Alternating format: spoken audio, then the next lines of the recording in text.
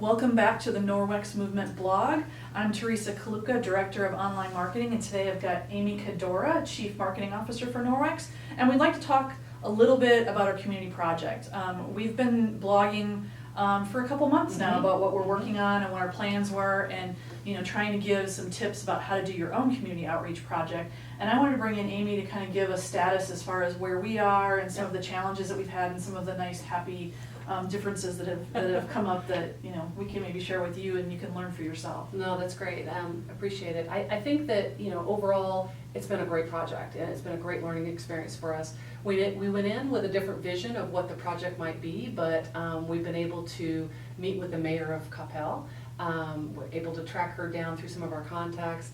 That opened up a whole world for us because then we were able to meet with the city of Capel. And funnily enough, when we went to meet with them, we're of course thinking big picture. We've got these great big plans. We want to do these. We want to partner. We want to what's going on with their their green team.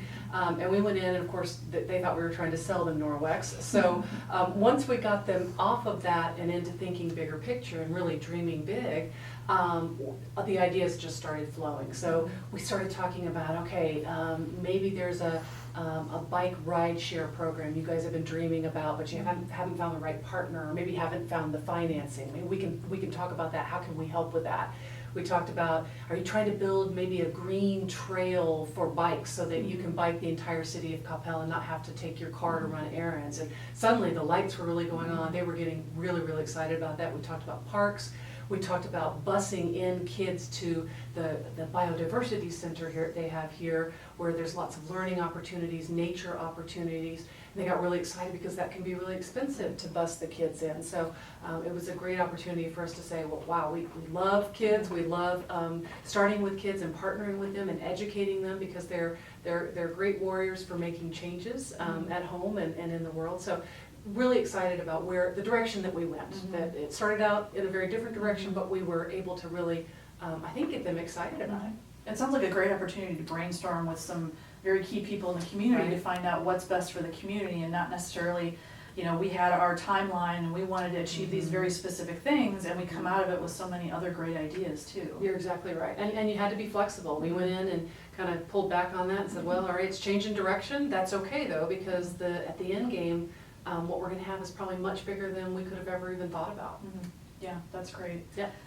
And speaking of our timeline, we talk about how you want to hit those goals, but not hitting those goals isn't necessarily a failure either in that aspect. Absolutely So if your path changes a little bit, you could have some kind of happy accidents that take you in a different way. Yeah, I love how you say happy accidents. My son brought home a video from school called Chasing Failure, and we actually shared it at Leaders Summit, and I think it was really powerful. But the idea behind it is simply that the goal that you have in mind for your life or your community project is not necessarily the most important part. It's that journey, and that journey can be quite revealing, and it can change that goal, but in a much more powerful way. So kind of using that as our mantra of being flexible and adaptable, because we feel confident that end game is going to be much bigger. Our impact is going to be even much bigger than we'd originally thought it would be. And mentioning Chasing Failure, I think that would be something good for everybody to kind of take a look. It's not too long, but it's really impactful, I think. It kind of changes the way you think about projects. So. It is totally great. So thank you, Amy, for joining us. We'd like you to share your progress on your projects and share what you've done so far with us here on the blog. Thank you. Thank you.